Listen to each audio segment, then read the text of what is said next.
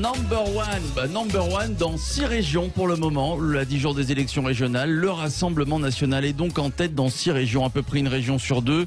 6 régions dont la région PACA, évidemment, on va en reparler. Bretagne, Bourgogne-Franche-Comté. Dans les Hauts-de-France, par exemple, selon un sondage IFOP, le RN Sébastien Chenu est donné au coude à coude au premier tour avec le sortant. On va beaucoup en parler, Xavier Bertrand.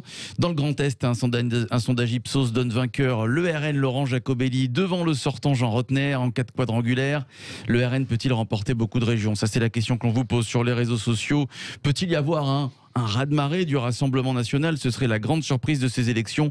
0826 300 300, venez en discuter, en débattre avec Céline Pina, Philippe Bilger, Philippe David. Justement, avant d'avoir l'avis de nos vraies voix, j'aimerais qu'on accueille Didier qui est avec nous et qui nous appelle de Martigues. Bonsoir Didier. Et bonsoir l'équipe, bonsoir à tous les auditeurs. Bonsoir mon cher Didier. Alors, à quoi peut-on s'attendre dans 10 jours? Écoutez, moi personnellement, je vais pas m'attendre à de super surprises. Ouais. Peut-être une éventuellement. Bon, de par mon accent, dans le PACA. Oui, région PACA, oui. Voilà, vous avez compris. Mais par contre, moi je pense que la majorité des Français vont faire un petit peu comme d'habitude, comme chaque année. Ils vont, comme chaque élection régionale. C'est-à-dire qu'ils vont peut-être faire un vote décomplexé au premier tour. De façon à vouloir faire peur. Et puis au deuxième tour, ils vont se dire non, après tout, nous allons revenir sur nos votes habituels. Et moi, je trouve quand même ce raisonnement un petit peu. Moi, je pense que c'est un raisonnement de collégien. C'est comme si j'avais un super copain et qui se comporte pas bien avec moi. Et je dis attention, si tu te comportes pas bien, je vais aller voir l'autre, mais j'irai quand même pas le voir au dernier moment parce que c'est mal vu si j'allais voir l'autre copain, quoi. Donc, je trouve ça. C'est ce qu'on appelle un vote de contestation. Alors en 2015. Le FN était arrivé en tête dans 6 régions, un petit peu comme maintenant, sauf qu'après, il n'y avait aucune région, évidemment, puisqu'il y a eu des négociations, des alliances, et puis surtout la gauche qui s'était désistée au second tour en PACA, d'ailleurs, justement, et dans les Hauts-de-France. Tiens, Céline Pina, qu'en pensez-vous? Est-ce que le RN peut concrétiser cette fois-ci? Je pense qu'il aura vraiment du mal. Et pour une question que vous venez de poser, c'est la question des alliances. En fait, au deuxième tour, les victoires se jouent très souvent par un jeu d'alliances. On a des fusions de listes, on a des rapprochements de listes, on a des soutiens, des listes qui se retirent, etc. Et c'est là-dessus qu'on va construire la victoire. Le vrai problème du RN, c'est qu'il n'a pas d'alliance possible, sauf... et on l'a vu d'ailleurs dans certaines déclarations, dans certains endroits où certains leaders de LR ont expliqué qu'ils ne mettaient plus une barrière étanche entre eux et le RN.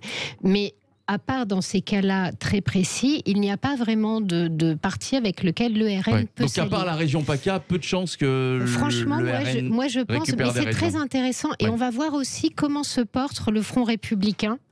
Parce que dans certains endroits, pour faire barrage au RN, il va falloir qu'il y ait des alliances un petit peu, parfois contre nature ou inattendues. Donc on va voir si le Front républicain existe marche toujours, encore. Existe. Ce sera un test avant l'élection présidentielle. Exactement. Ça va être un test, Philippe Bilger. Alors il n'y aura pas un raz-de-marée au premier tour, mais il y aura de grands succès qui ont déjà eu lieu.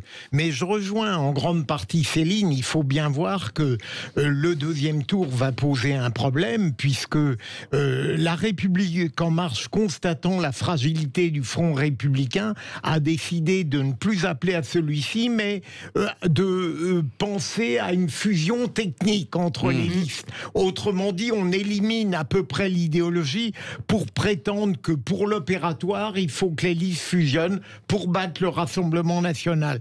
Troisième élément, je trouve tout de même un peu saugrenu un système qui, après un premier tour, mobilise pratiquement tous les partis pour se demander seulement comment faire perdre l'autre au second tour. Si vous voulez, j'ai l'impression... Je comprends bien l'opposition politique, mais est-ce que la transparence qu'exige la vie publique n'est pas complètement dénaturée par cette obsession anti-Rassemblement national qui dépasse ce qu'une contradiction politique devrait imposer, qui tombe dans une espèce de partialité non démocratique? Philippe David. Alors, je pense que le Front républicain, c'est quelque chose qui touche à sa fin. Ça ne va plus marcher peut-être déjà d'ici 3 semaines. D'accord. Deuxièmement, est-ce que vous croyez que la gauche, qui en se désistant dans certaines régions il y a 6 ans, enfin maintenant 7 comme on a décalé les élections d'1 an, va encore prendre 6 années hors des exécutifs régionaux? C'est clair. À votre avis, est-elle suicidaire à ce point? Troisièmement, vous parliez des Hauts-de-France. Alors, dans les Hauts-de-France, il y a 4 listes, on est d'accord. On va dire la liste, vous l'avez dit, RN, la liste de Xavier Bertrand, la liste d'Union de la gauche, qui a notamment les Insoumis et les écologistes dedans, vous êtes d'accord, et la liste LREM. Xavier Bertrand, pensez-vous qu'il va s'allier avec la France Insoumise? Non. D'accord. Pensez-vous qu'il va s'applier avec LREM au point de se cramer définitivement non, parce qu'il y a 2022, pour les présidentielles? Ouais. Donc donc, je vous dis qu'il peut gagner les Hauts-de-France, le RN peut gagner les Hauts-de-France, parce que Xavier Bertrand est dans un piège, il ne peut s'allier avec personne. Oui, mais Philippe, la République la République en marche peut les piéger. On peut le piéger en faisant voter pour lui. Oui, mais vous savez ce qu'a dit François Mitterrand en 65 il a raison. Les voix n'ont pas d'odeur quand Xavier Vignocourt avait appelé à voter pour lui. Il a raison pour une seule chose. Ce serait assez sadique quand même. Oui, mais je pense qu'il y croit. LREM n'est pas un parti qui existe. Donc ils peuvent aligner personne. Par exemple, sur les départementales, c'est ridicule. C'est même pas, ils n'ont même pas 10% de candidats.